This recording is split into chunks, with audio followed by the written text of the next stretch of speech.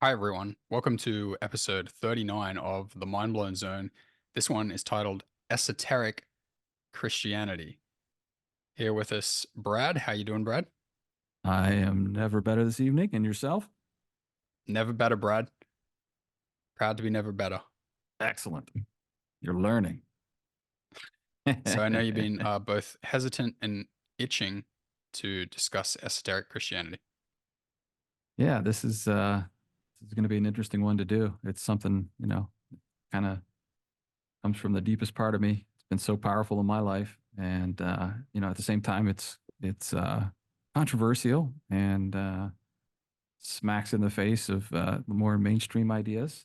But nonetheless, it's sweeping around and more and more people are picking up on it, and we hope to, at least touch on some of the ideas here tonight and give everybody something to think about.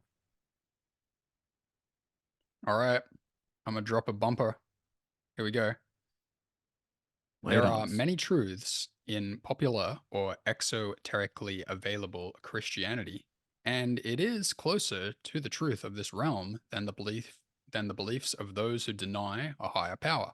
Unfortunately, like all our major institutions, the meanings and interpretation of concepts, words, and ideas have been distorted in such a way that very few reach the original intent of those who wrote scriptures. In this podcast, we discuss esoteric Christianity, that Christianity that is not yet commonly known or understood, that Christianity that is the fastest growing spiritual community in the world, that Christianity that we may assert is the final point of arrival of our spiritual journeys in the Western world. The thinking mind may be angered by these ideas, so listen with an open heart. Yes, indeed. Very important. So Okay. this one is going to be led mostly by you, Brad. Yeah. So you're going to be teaching, and I'm going to be keeping things together and reacting and clarifying and understanding. Yeah. By all means. And yeah, making sense of some of the things that unfortunately I'm going to say that probably aren't going to make a lot of sense to a lot of people. So call me out on them and force the clarity out as best you can, because a lot of these ideas aren't even close to what a lot of us think of as, quote, Christianity. Uh, so yeah, I wanted to start this just by talking about my story. We've already heard about the hidden hand material and how that woke me up, and how I started getting into reading, let's say, alternative information. And one of the things that I resisted for many years after that happened was anything that was related to a Christian character, Jesus, God, archangels, things like this. I was not really interested in seeing this stuff. And, I had had enough exposure to Christianity growing up, and I had enough questions that nobody could answer, even come even close to answering for me, that I was just generally turned off by any possibility that there might be some truth in Christianity. And it wasn't until I read an interesting one day, for me, one of the big things was this idea of hell and this eternity in hell. And that idea never made any sense to me and just bothered me to the ends of the earth and never got a good explanation. So one day I went looking for, you know, other people's perspectives on this idea. And there was an article that I found pretty quickly from a professor at Auburn University, a theology professor. And it was really well written, and it was pretty simple. What the point he made was that this word from the Greek, the original for the Gospels in the New Testament that talked about eternal damnation and eternity in hell and so forth. He pointed out that everywhere that the word, the Greek word for eternity, which I can't remember right now, but he said it was only used twice in all of Scripture, and both times it was referring to the nature of God. But all these other instances where it was relating to damnation and hell and punishment and the devil and all these ideas, there was the Greek word was this word aeonios, and it was Aeonious.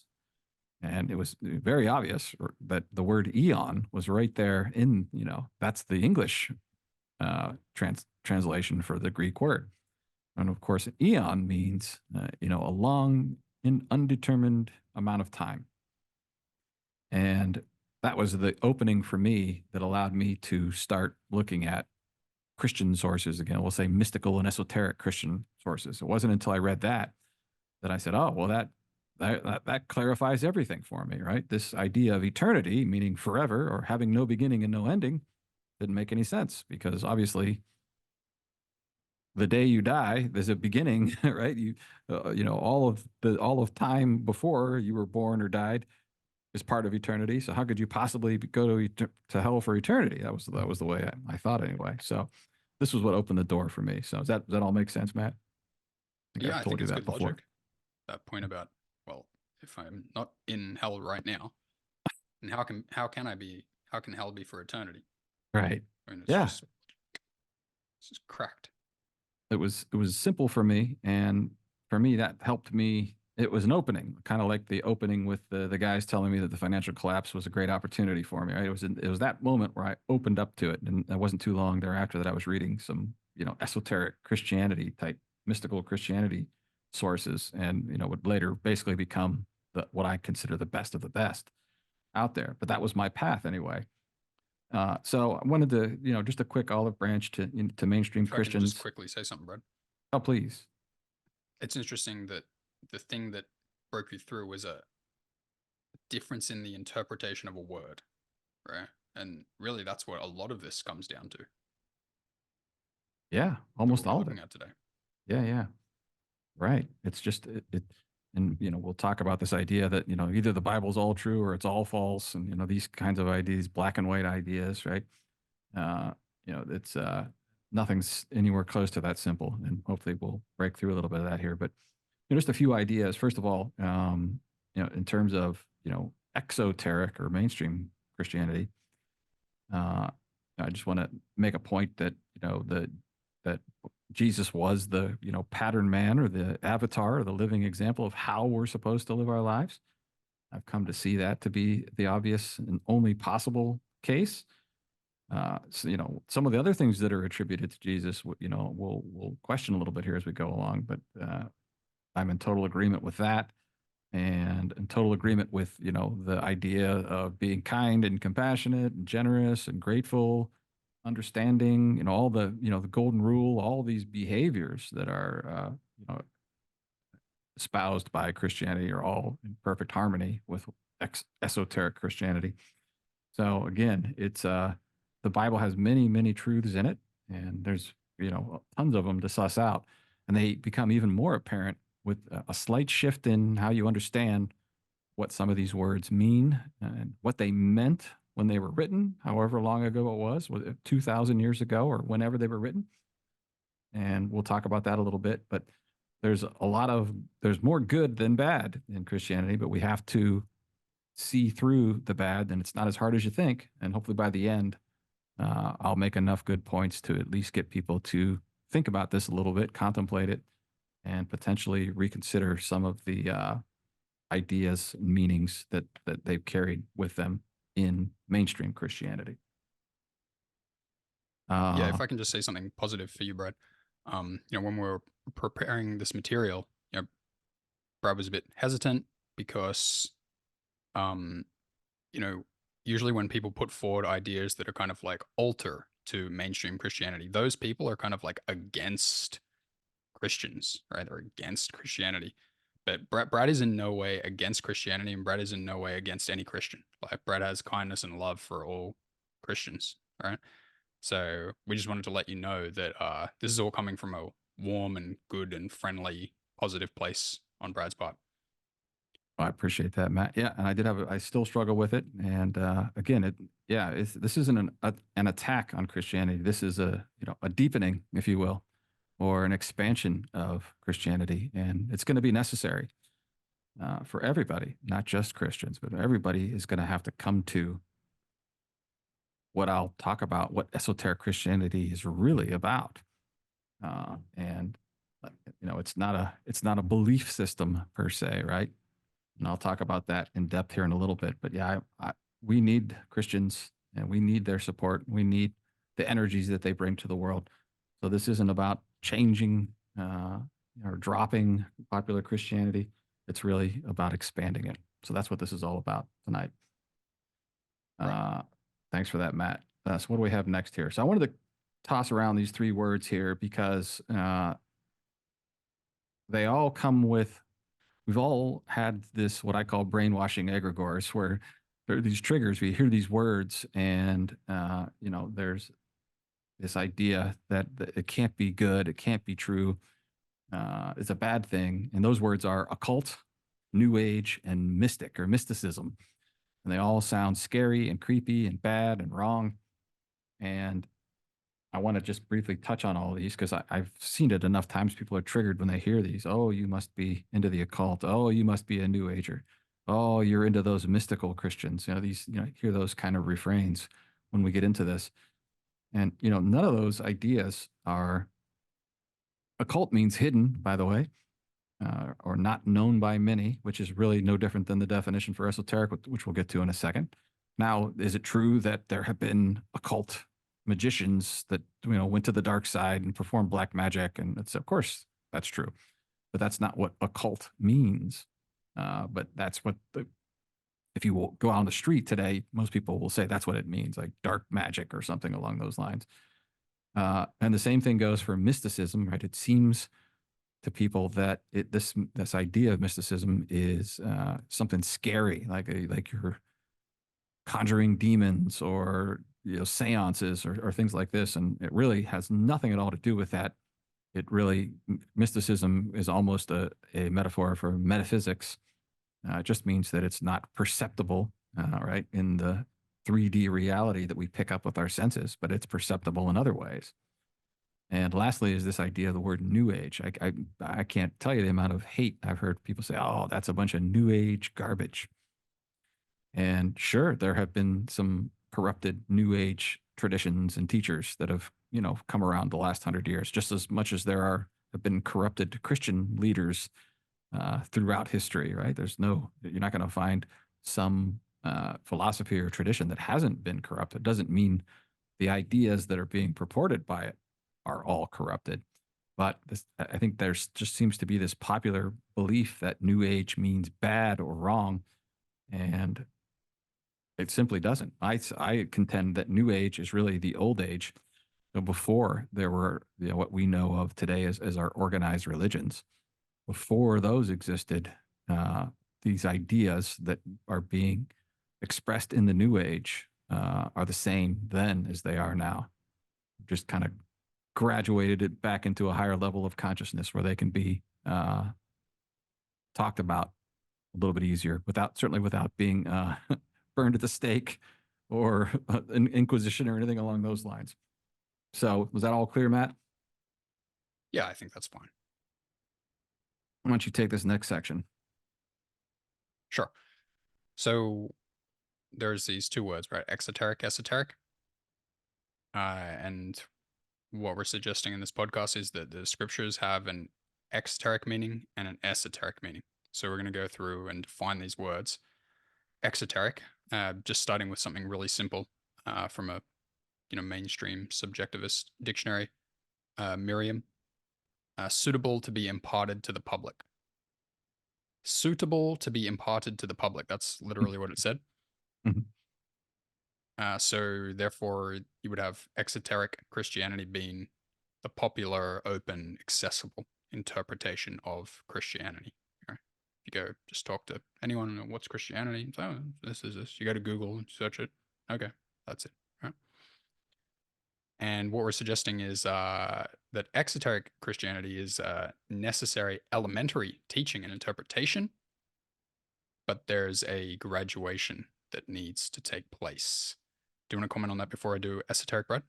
No, that's pretty good. I put those parentheses down there. That definition suitable. Who's decided what's suitable to be imparted to the public, right? I put Yeah.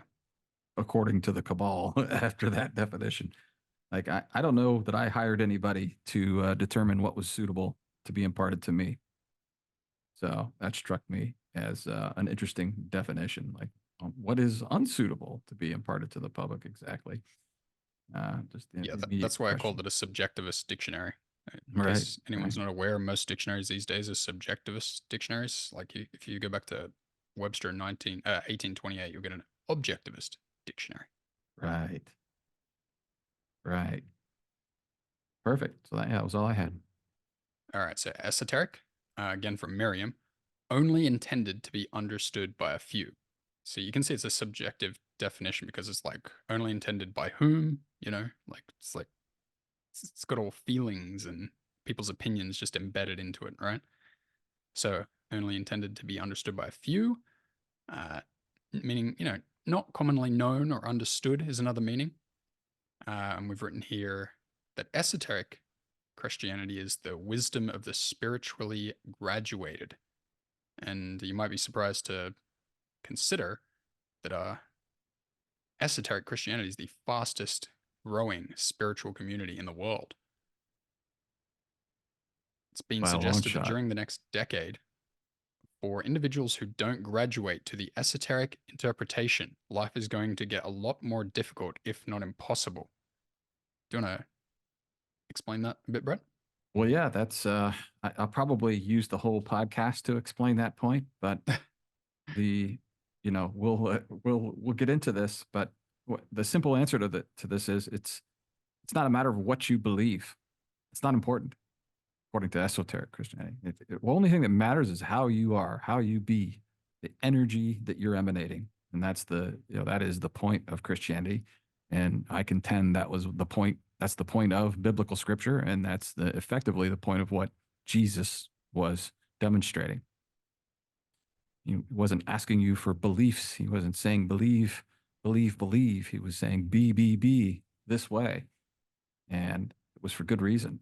So that's what's going to happen here over the course of the next decade is going to weed out those that choose to not be more like Jesus.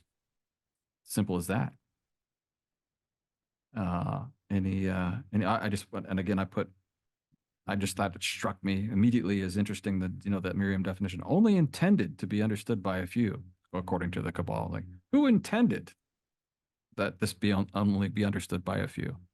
Like, where was that? Where does that intent first arise? Right? Well, subjectivist dictionaries are nonsense, so no Right? wonder you're struggling with the definition. I thought back when I would heard about esoteric Christianity, I thought it was complicated. It was difficult to understand, right? Not commonly known or understood. That's how my brain first interpreted that word esoteric. Oh, it's really complex, right? Yeah, And nothing could be strange further stuff, from the truth, strange, weird, like confusing, doesn't quite make sense stuff. right?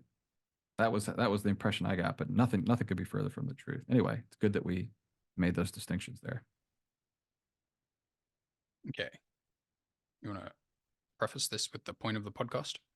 Well, yeah, just to say, the all our podcasts, we're called the Mind Blown Zone for a reason. We're hoping that people who listen are open to expanding their minds and allowing them to be blown again and again and again. And that's true for this one, perhaps more than any other we've done to date. I don't know. We'll see. That's the goal. Uh, and I've wanted to do this podcast for a long time, knowing eventually we're going to have to. Because it's a topic that it can't be avoided. And the longer the longer I waited, I was doing a disservice to anybody who was interested in listening to, our thoughts on this topic. The sooner you realize this, the better life's going to get for you. That's my basic thesis in esoteric Christianity. So why hesitate? Why wait? Let's let her rip. The what's coming, as I understand it, is spiritual or metaphysical evolution. That's what we're in the middle of right now. And it's being accelerated and it's ramping up. A lot of people are realizing it and sensing it. And a lot more people are turning to some of these esoteric slash new age slash mystical ideas and finding answers that they couldn't find anywhere else. That's the beauty of it. And I'm hoping that whether you're agnostic or atheist or Christian or any religious or spiritual tradition for that matter, that you'll get a lot of benefit out of hearing essentially what esoteric Christianity is, because it parallels with other world religions and traditions as well. So that's the point of all this is hopefully people who listen to it will see who take on what's been said will see their lives continue to improve if they follow along. What do you think, Matt? Yeah. And I would just add, yeah, just to add some assurance that this certainly is just it is a deepening of Christianity. It's not like this is not, oh, that Christianity is wrong. Here's the correct Christianity. Right. It truly is just a deepening. 100%. I think, as I said earlier, it's not what you believe, it's how you be. That's what we call this section. How you are, what's coming from you is the whole shooting match. We'll try to point that out here as we go along. We're not interested, Matt and I aren't interested in belief systems. uh, Belief systems are just that. They're belief systems, right? They're not truth systems, they're belief systems. So trying to replace one with another is never something we want to do. It's more or less a point of helping people see that they have a belief system and pulling out what's valuable about that, but not clinging to it like it's a truth system, which no belief systems are. So, as we've said a million times, it's not about tearing down foundational Christian beliefs. This is about elevating our metaphysical spiritual awareness. Yeah. Right on. Alrighty. So I guess we're getting to the meat of it right now. Yeah. The Let's get pivotal juicy. question. Let's get juicy, Brad. This is the That's a great great question. idea. So yeah, so this is the big question that I ask people: do you suppose it's more important to those around you, that you love, your friends, your family, your coworkers? You think it's more important to them about what you believe or how you treat them, how you act towards them? Right? It's really a rhetorical question. If I don't think that anybody that you loved would be pleased if you believed the right thing but treated them like garbage, right? Uh, Now, of course, they would love for you to share their beliefs and treat them well, right? Which is the hope of everybody. But the point is that it isn't necessarily what you believe; it's how you be, it's how you act towards others, and that comes in action, deed, and probably most importantly, and what's missing for most people in exoteric Christianity is what we do with our thoughts and our feelings. That is not covered in mainstream Christianity, and that's where most of us go wrong. Um, what do we say next here? Oh, so what do the esoteric masters teach? What's the ideas that they're trying to get across? Firstly, they're suggesting that truth does not exist in the mind or thoughts.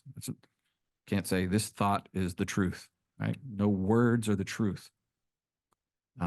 They suggest that truth is an experience only. It's experiential.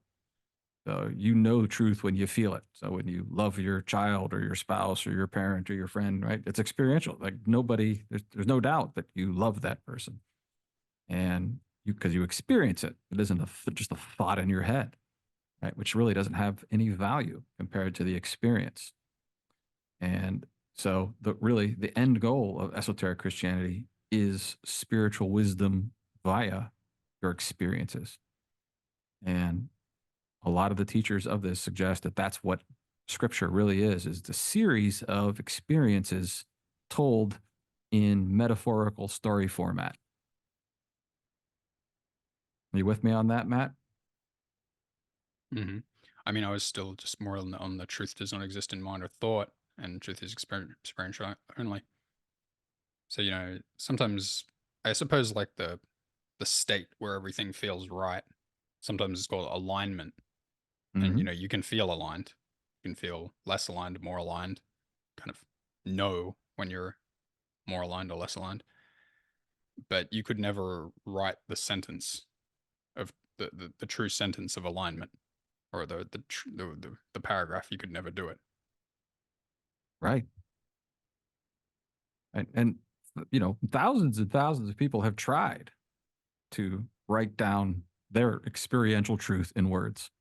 And that's why we have, you know, hundreds of different religious and spiritual traditions. And tens and hundreds of thousands of denominations and factions. You know what I mean? People are trying to translate their experiential truths to words, but it always is misunderstood, misinterpreted, and then the wrong people get their hands on it and they twist it to their benefit and they distort it and to take advantage of others and, you know, get a couple thousand years of all that going on. And what you're left with is pretty much a hodgepodge of ideas that were not the original intent. And that's where we're at, Hmm. this kind of split between exo and esoteric. All right, so what's this next section? So yeah, I just wanted to make a point that esoteric Christianity does not impinge upon anybody's faith. We kind of touched on that earlier, but you know, I certainly want to reinforce the importance of, you know, a person who calls on Jesus Christ, God, Holy Spirit, you know, for strength and support. In prayer, all those things, wonderful, uh, and those things do offer significant power and strength and faith in people, and it's real. And this is why you're never going to just talk a Christian out of their faith, because the emotions, the experiences that they get through their prayer to this higher power are far greater than any words you could ever tell them. So Hmm. tremendously powerful. Uh, and again, faith in this higher power is tremendously powerful. And by no means does esoteric Christianity suggest that you shouldn't continue to hold that. So that is a really important idea to get across, that this, again, this esoteric Christianity does not suggest giving up on any of the, really what are the most powerful experiential parts of exoteric Christianity. Yeah. Okay. Okay, so now definitions. And so, this is something we'd have to fly through here. We could do tons and tons of these. Had to pick a few. Um, Let me just pause and clarify something. So if we're going to say, okay, definitions, right? mm, But it follows immediately after we've said, okay, it's truth does not exist in mind or thought. It's not in beliefs, right? It's not beliefs, it's not mind, it's not thought. But now we're going to mm, say, okay, let's give some definitions for terms. mm.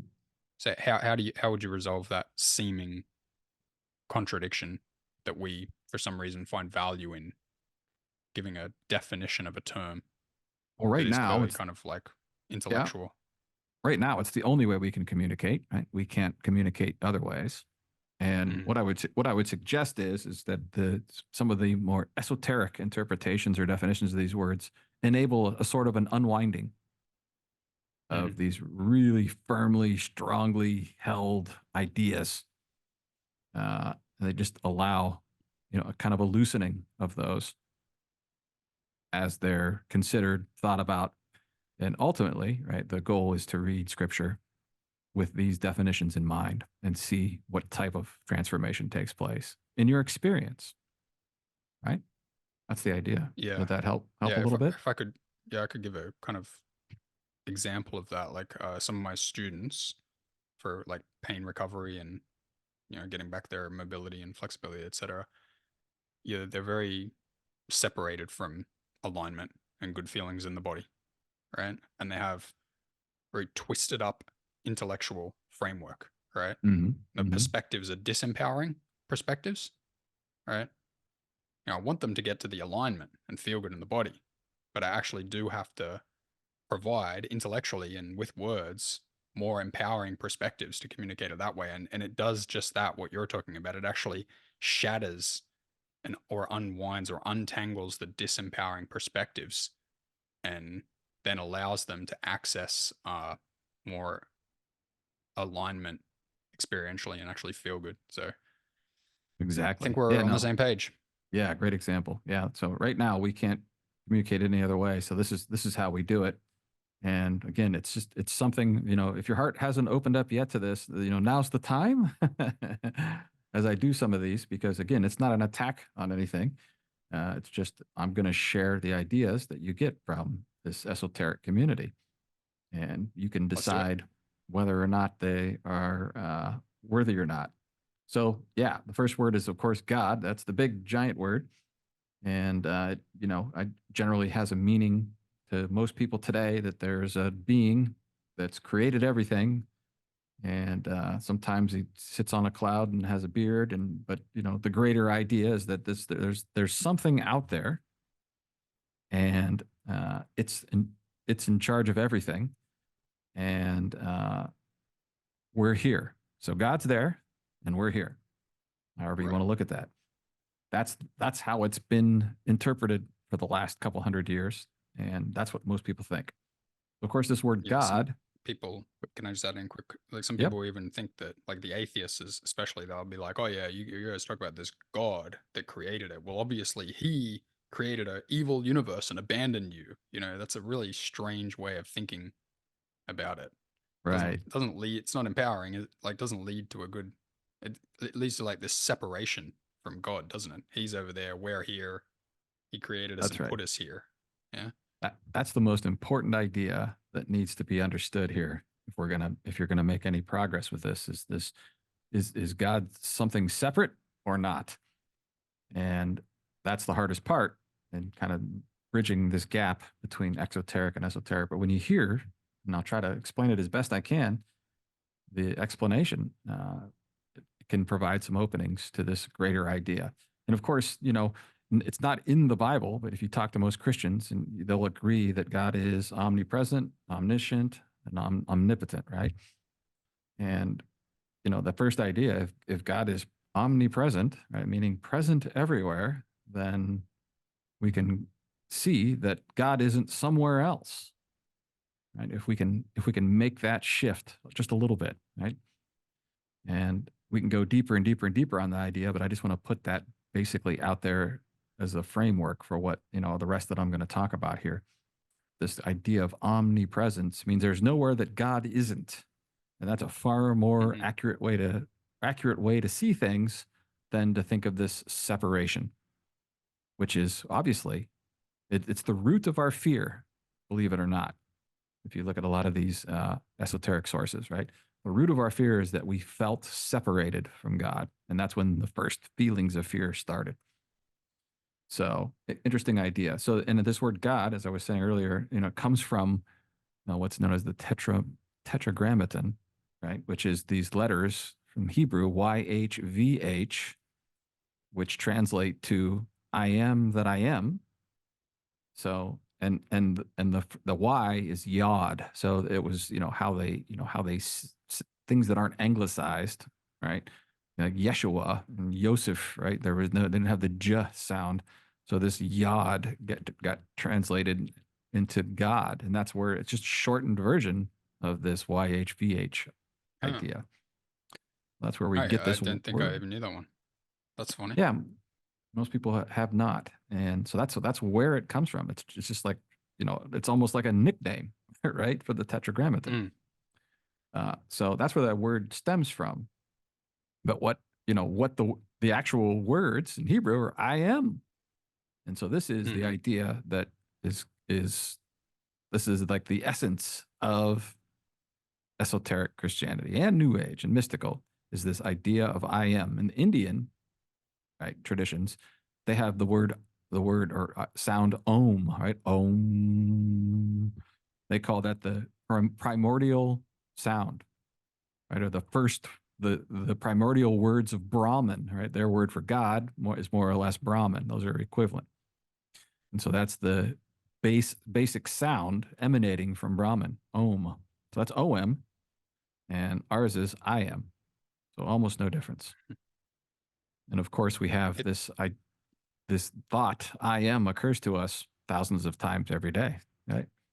I am tired, mhm. I'm hungry, I'm bored, I'm sleepy, I'm having fun, I'm not having fun. It's on and on and on. So there's this flowing idea through us. And so we'll just leave it at that for now. So the next is Christ. Can I And add one thing? please. And it's like not even just some strange idea that you're offering. It's literally in the Bible. Moses is going up the mountain. He talks to the burning bush, and it's right there in the Bible. It says that God tells Moses that his name is I am that I am. Right. And even a better translation is I am what I am.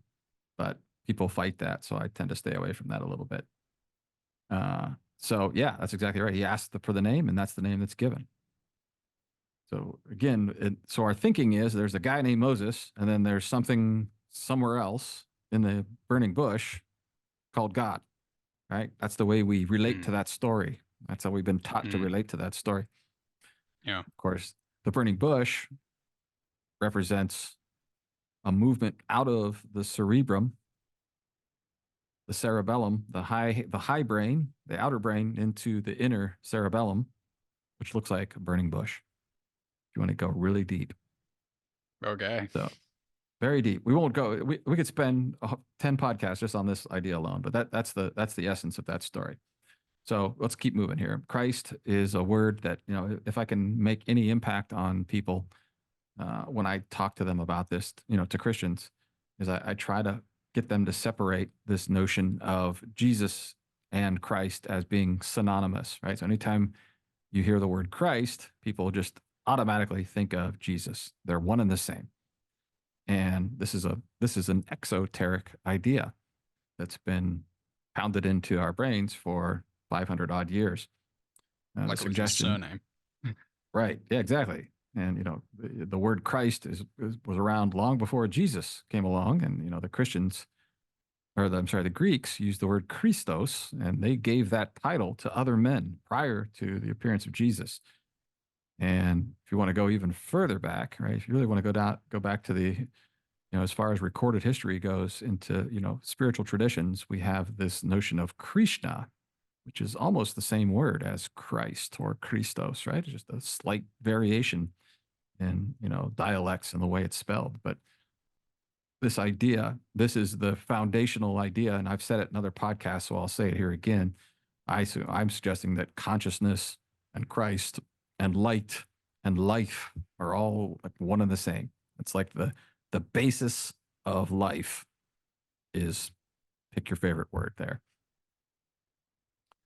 And I'll talk a little bit about Paul in a minute here and maybe make that point a little bit clearer when I do. Lucifer, I guess we don't need to, we just did that in the hidden hand in the previous podcast, didn't we? So we got to learn a little bit about the Luciferians. But, from an esoteric Christianity standpoint, the idea that's being shared is that Lucifer is actually the consciousness, shall we say, that holds the thought space or the astral realms. Any thoughts on that? I just remember when you first dropped that one on me. That Yeah, took a while to come to terms with. right. It's a hit, right? Like that's the fall from grace, which would be out of the higher realms into this new some people call it fourth dimension, some people call it the astral realms. We can call it where thoughts exist, thought forms and egregores and all our thoughts.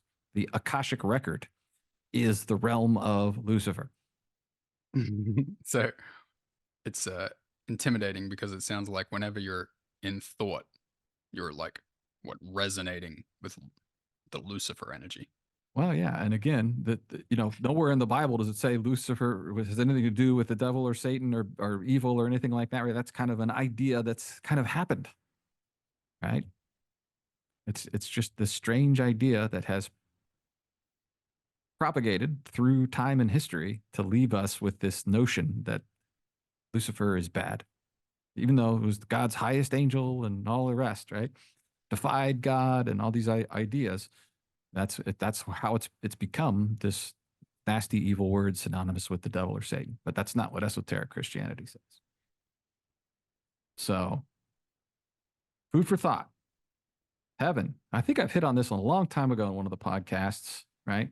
But of course, we've heard of this idea of heaven on earth. And of course, there's this idea that Jesus shares that only those that become like children shall be able to enter the kingdom of heaven. And the kingdom of heaven is within you, right? So there's a lot of different ideas, right? The popular idea is that you die and then you get judged. And if you're lucky, you go to heaven. And if you're not, you go to hell, right? But Mm. really, in esoteric Christianity, this idea of heaven really means expansion or love or joy or bliss.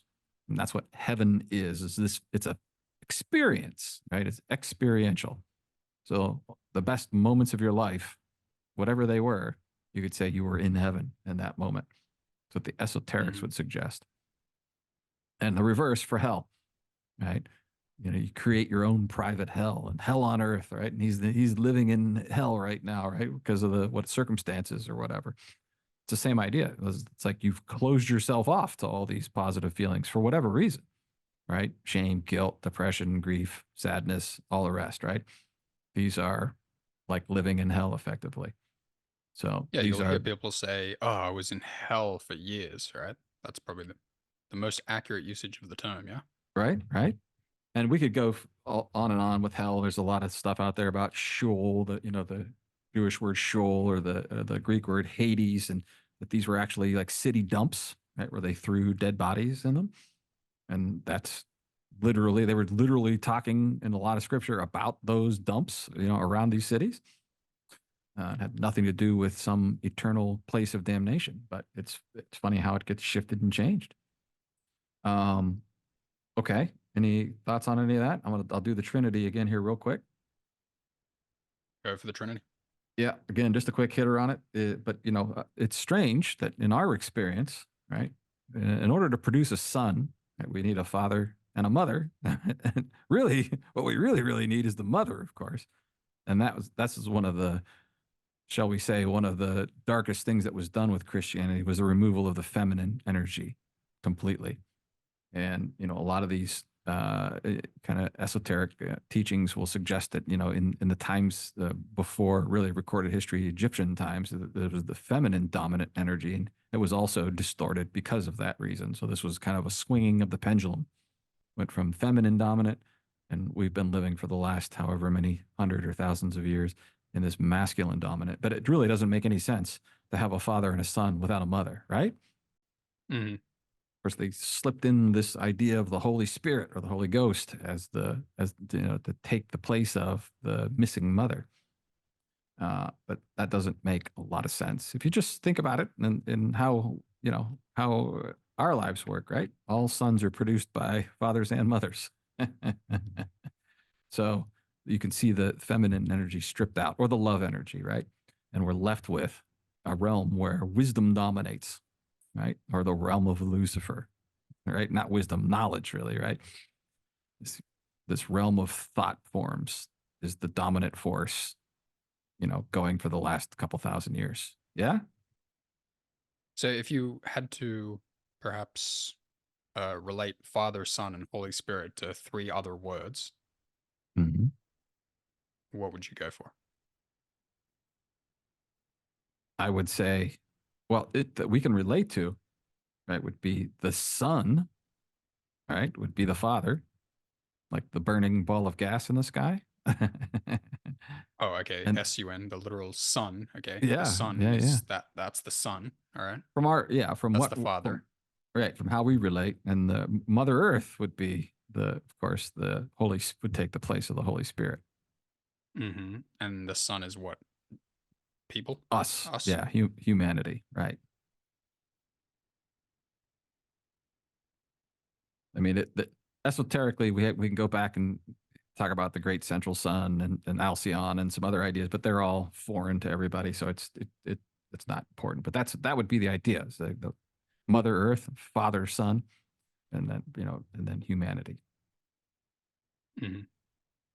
But again, the feminine energies were stripped out of popular Christianity, and it left everybody really in a state of ignorance because of it. As those Luciferic powers were able to take control. Intellectualism. Yeah. Hmm. So you're suggesting that without the feminine energy, there's like weakness or disempowerment, and Lucifer filled that space or something. Right. That's why a lot of Christians say this is the devil's world or this is Satan's realm. Right. It's not Hmm. entirely wrong to think that. Right. And the more you think it, the more real it gets. So when you look out of the world, you see a world that's supercharged with masculine father energy, and Yeah. feminine Yeah. energy is lacking or something. And the Luciferic energies. Yeah. That's right. Hmm. They are, and those are what gets rewarded, right? If you want to succeed in life, right? You go that route. Right. Right. Get educated, use your brain, think things through, you fight and compete, et cetera, et cetera, et cetera. So yeah, we got to keep this zipping along if we're going to get anywhere near this. I'm gonna skip past these. I'm gonna just hit the last one to say states, right? So there's a lot of talk about states in the Bible, the state of Israel, and the Egypt, the state, and so forth. But these things aren't.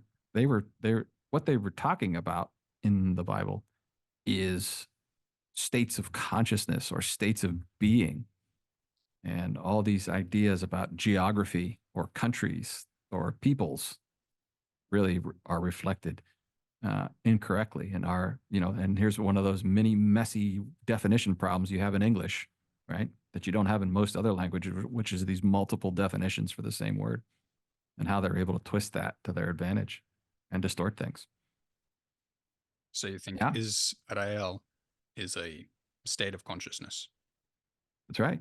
And that word comes from Egypt beforehand, right? I've brought this up a few times, but the is is the Isis, which was the powerful feminine goddess of Egypt, right? So that's the is in Israel. And then the other sun god was Ra, R-A, so ISRA. And then EL is like Michael, Mikael, Gabriel, Gabriel, right? The angels always ending in EL. I mean, that means that they are Mm-hmm. united in union with God, is what that EL means when you tack it on the end there. And so Mm-hmm. they're suggesting you get back to that union when the Isis feminine energies and the Ra masculine energies are united and balanced. Yeah. Mm-hmm. And so the state of Egypt, right, which wasn't called Egypt back then, it's called Kemet, and that Egyptian meant you were not united with God. You Right. were in the what we would call the egoic consciousness, the separated consciousness. Yeah, So we're in Egypt. yeah, we're all Well, it seems Egyptians, like we're in Egypt now. right? We are all. If you're not in the self-realized state, then you're in the Egyptian state. That's right. Crazy stuff, huh? Mm-hmm. So this next Okay. Do you want to go idea, to this next section? yeah, let's keep it going here. So this is probably maybe the most important thing I talk about in this podcast. It's just, and the person who I recommend everybody listen to that wants to bridge between mainstream exoteric Christianity into esoteric Christianity is Neville Goddard. I mentioned him a few times, and he's the best that I know of. And all his lectures are freely available, and you can find his books online freely available. It's some powerful information, and he does a wonderful job with showing these definitions and what they really meant and their meanings. And ironically, his teacher was an Ethiopian Jew, which he loves to talk about. So that's fun to listen to. But he effectively is the best teacher I know of to make the bridge. He's the best at doing it. And what he points out again and again and again in his lectures is that we have been taught, or exoteric popular Christianity teaching, is that the Bible is this linear depiction of secular history. It's like all these things happen to this person and that person and this person and that person at this time and that time. And Mm. he says, no, no, no.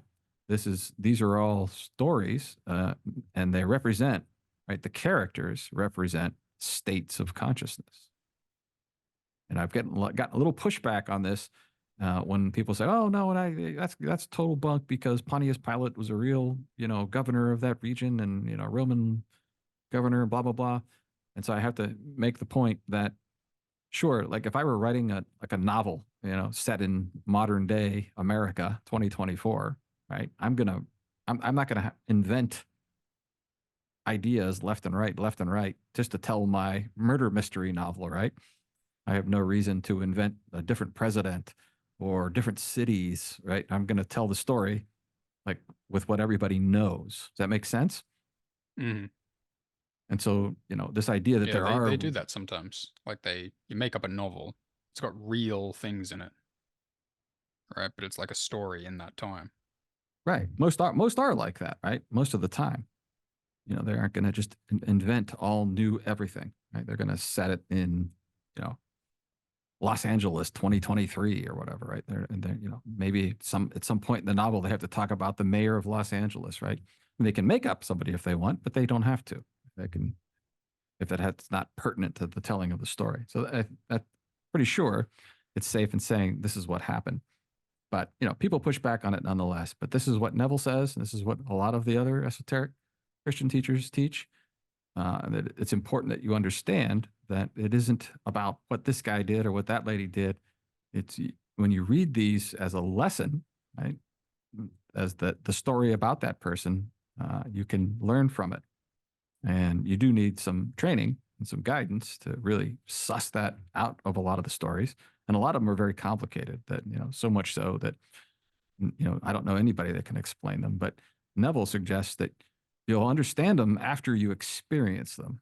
That's the real sexy part of Neville, I think, right? Like, I can't really explain this to you. You're just going to have to experience it.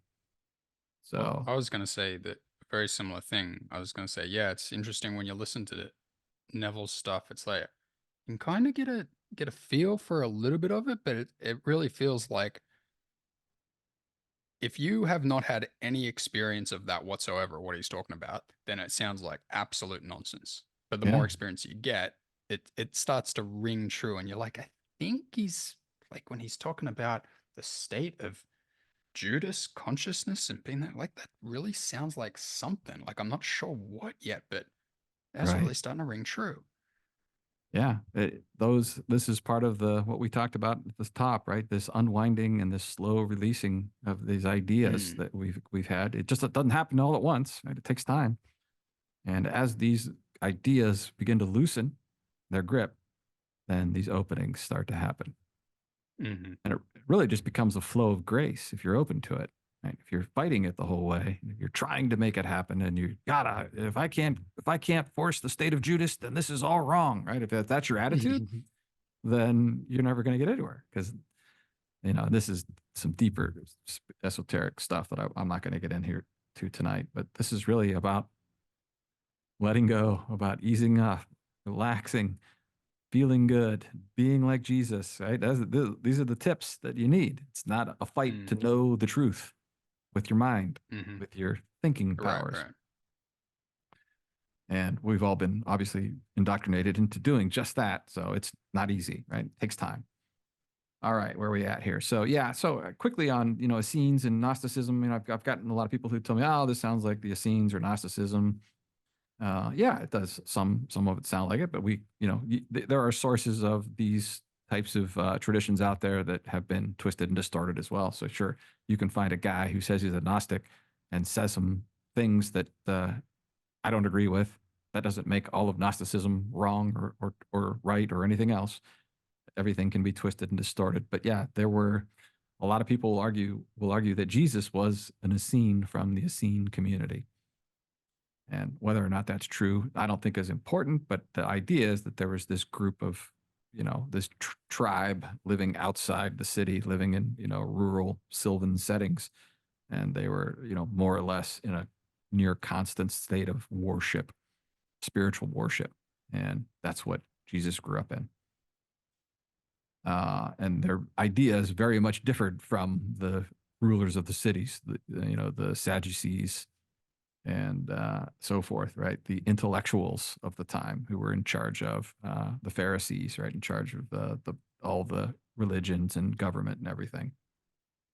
So, food for thought. I'm not going to do the Cathars tonight.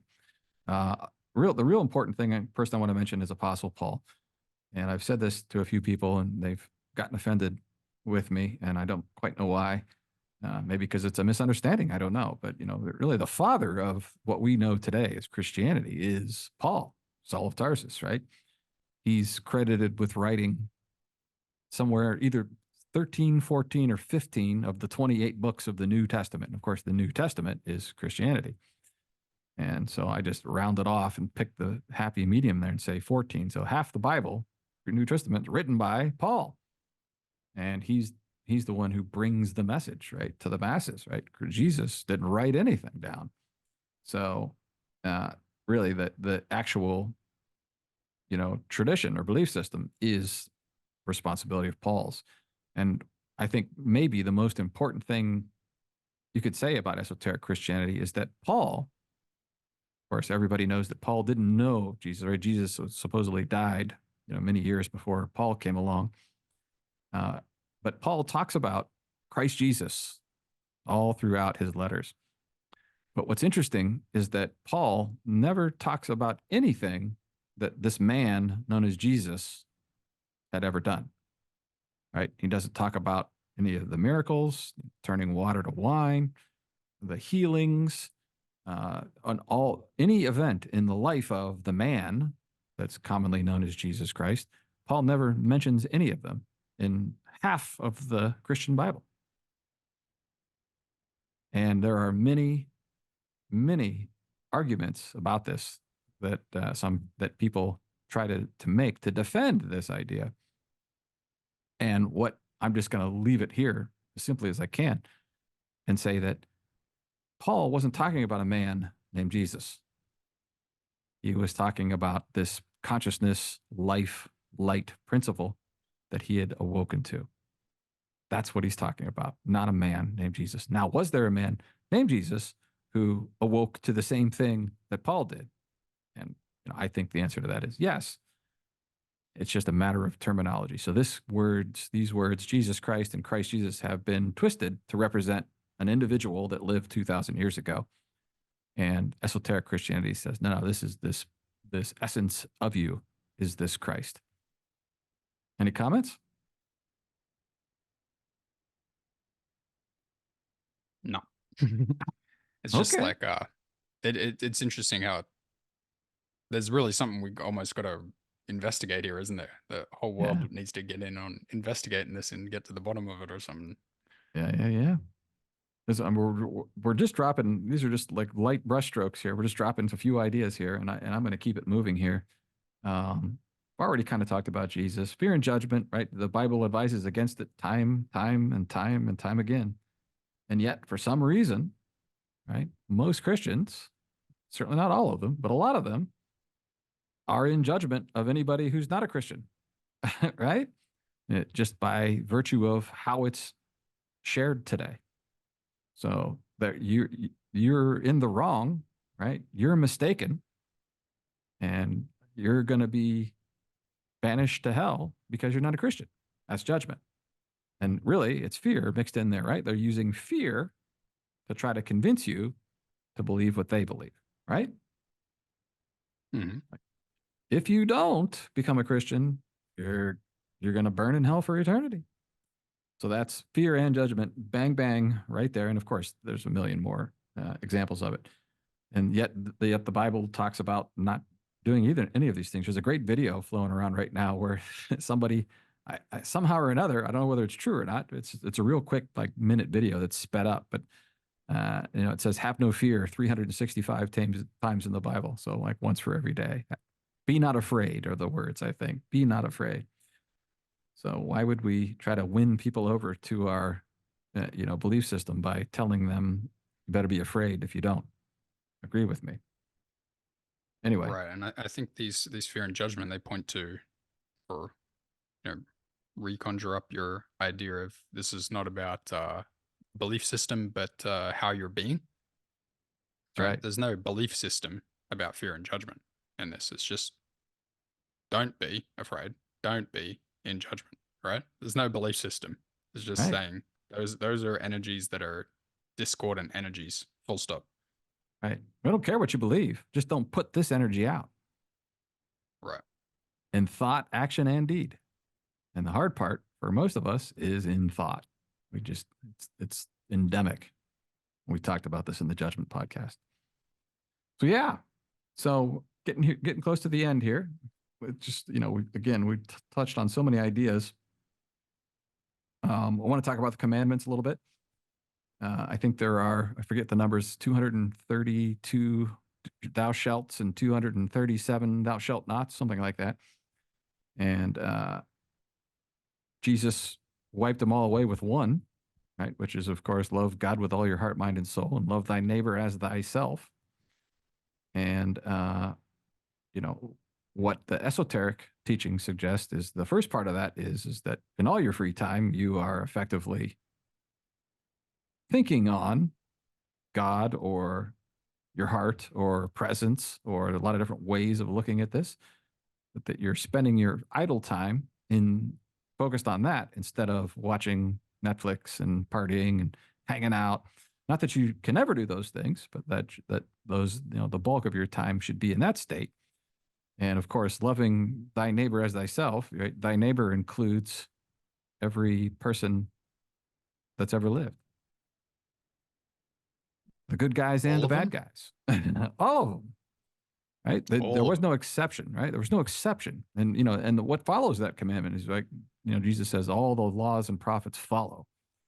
And, you know, and the esoteric take is that if you aren't doing these things, you don't understand the laws and prophets. You can't understand them if you're judging the latest bad guy on the news and the latest political opponent that's robbing us and lying to us, et cetera, et cetera, et cetera. You're in a state of you're unable to understand the laws and the prophets if you aren't doing those things. Hmm. That's the idea. So, and Neville says you can throw out all the other thou shalls and thou shalt nots. Just follow the one single commandment from Jesus. So simple. Right? That'll get you to the promised land. But you don't find many people that are following it. Very rare. I'll just leave it at that. We've talked about the golden rule 1,000 times, and I've said in our legal lawful podcast that we can take all 93 million statutes, codes, acts, decrees, mandates, just toss them all out the window. Don't need them. Don't need the interpretations of them. Don't need 5,000 legal procedures. All of us know what, you know, when someone's caused wrong, harm, or injury to somebody else. It's not complicated. It doesn't take an education. So Well, you only that's all don't we know need. if you've taken on a bunch of false, like taken on a bunch of beliefs, right? What's that? You lost me.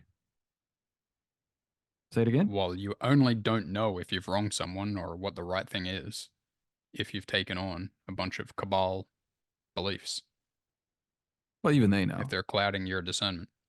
They even know. They know what they're doing. You can feel it, right? We'll get to that. That's my closing idea here. But yeah, they know. They've been taught that's the right thing to do, right, according to their religious doctrine. But they know when they've caused wrong, harm, or injury to somebody. They know it. Impossible not to know. They may not feel badly about it. But they know it. The Jesus energies. I've been talking about that. Kind of a new idea that I've been throwing around here a million times before. But you know, a lot of times you'll have this idea that we're born sinners in the Christian community, and you can't help it. You can't help it, according to esoteric Christianity, but it does take a shift in how you be in the world, and it's hard to do if you're holding on to these old ideas that have been distorted by, I say, the cabal. So these Jesus energies are, you know, love, kindness, compassion, understanding, generosity, gratitude, charity, all these things, right? These are pointing you towards the promised land, and emulating the pattern man is a wise thing to do. And going against it is what brings disease, disharmony, dissatisfaction, et cetera, et cetera, et cetera. With the karmic blowback. Yeah, Mm-hmm. Certainly seems that way. there it Experientially, it is. sure seems that way. Mm-hmm. And so that's it. That's the litmus test. So whether you know, the idea, as we stated at the top, isn't to like believe all these things, right? The idea is to test them and experience whether or not what's being shared through esoteric Christianity teachings and New Age teachings is whether or not your life changes and the way you interact with the world changes.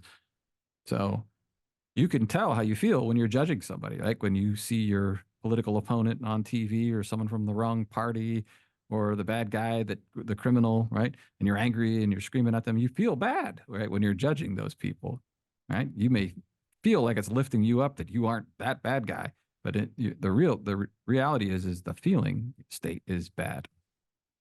And that goes with fear too. When you're worried or concerned or scared or stressed, right? You feel bad when you're in those states. And that's the fundamental teaching from these teachers of esoteric traditions, is that that's your signal that you're pointed in the wrong direction. They say the larger part of you, or the metaphysical part of you, is disagreeing with your present energies that you're emanating, whether they be fearful or judgmental. And that's why you feel bad when you're doing it. So you don't need anyone to teach you what's good or bad, right or wrong. You can feel it. You just have to tune in and see for yourself. Yeah? Yeah, and I think I could give like a really good example of this beliefs versus being, right? So It's you could good. have like left-wing beliefs, right? And then you're like, "Oh, that Donald Trump, he's just so bad. He's just such a bad guy. He Right. just shouldn't be around," right? Okay. You're in Yeah. judgment. Mm-hmm. Or you can be right-wing. You can be conservative and you can be like, "Man, that Joe Biden, he's just a bad guy," right? And you're losing either way, right? That's Doesn't right. matter. Doesn't Doesn't matter matter. what you believe, this or that. If you're in judgment, That's right. that's it. You're not going to win. You're not loving thy neighbor as thyself when you're doing it. Right. And the hard part for a lot of people is that, well, I never hurt anybody physically or punched them, right, or did an action to harm somebody. It's just as much harm to think it as it is to do it, according to And we the covered esoteric this in our teachers. judgment podcast, which you can check out. I think it's number 34, Somewhere around there. That's around right. there. Yeah, yeah. Woo! So that's all I really had. I wanted to just close with this idea. I get asked a lot often if I can recommend a particular version of the Bible, and I can't, only because there's been so much distortion and of words. And not that there aren't good translations, and this verse or that verse we can gain a lot of value from. But overall, there's enough distortion in all of them that I don't like to recommend any. And I've sent a few people off on this path to try to find the meaning of the word when it was at the time it was written, and learn a little Hebrew, a little Greek, depending on what you're looking at, and pick your way through it that way if you want to see what we're saying here. And you'll find that as I said at the top, this word aeonius, this Greek word with eon right in the middle of it, has nothing to do with this idea of eternity. And I'll leave it to the listener on how they think that happened, that it's not translated as eon, but rather translated as eternity. But suffice it to say that there are forces in the world that have distorted things in order to keep us in a state of ignorance and confusion so they could take advantage of us. And we are stepping out of that now. And one of the quickest ways, most graceful ways to step out of it is to adopt a more esoteric Christian attitude towards life. What do you think, Matt? Sounds Woo! great, mate. Heavy stuff, and yet Let's do it. light if you take it that way. It's all so simple. And talk about taking your power back. This is the way to do it. This is the best way to do it. Well, that's Can't what be it's all topped. about. Like, take your power back is all about this, right? This is it. Like, like even the way we talk about it if you go to the mindblowenzone.com/manifesto, super cool video. Even though we talk about it, the way we talk about it in that's like almost like politically oriented and then like fixing the world and feeling good. But like when you get into it, by the time you hit about episode 8 or something, like module 8 or something, you're like, whoa, you're hitting on some spiritual undertones here. And it's really all about this stuff, isn't it? It really is. It's all so simple, right? It's the unwinding that's the hard part, right? Mm. Confusion, anger, frustration, blame, criticism, all these things are part of the unwinding. And the faster you can just get through them and be more like Jesus, the faster and easier and better life gets. So say the esoteric teachers. And I've done what they've said, and I found that they're right in my Brad's never better. experience. You've seen it every time. That's right. You want to be never better every single day? Maybe check this Say out. it. Yes, you start by saying it. Right? Life is getting better and better for me every day. Say that one every morning and see if some changes start to happen for you. But Definitely don't say the opposite. you can't cancel it out by screaming and yelling at the bad guys on the television, the newspaper, and the ideological opponents that you have. That'll cancel out your morning intention and declaration. Yeah, right. It's not the leader of the opposition's fault. Yeah, Let go. yeah. Anyway, all right. I'm glad we got through it. I think we made it. Thanks for poking at it there a little, Matt, and your insightful observations and questions. And thanks everybody for giving us a listen. We appreciate it. I look forward to a ton of feedback and comments on this one. I'm sure we're going to get a lot. All right. Thanks for sharing, Brad. Thanks for listening, everybody out there. See you Bye next time. bye.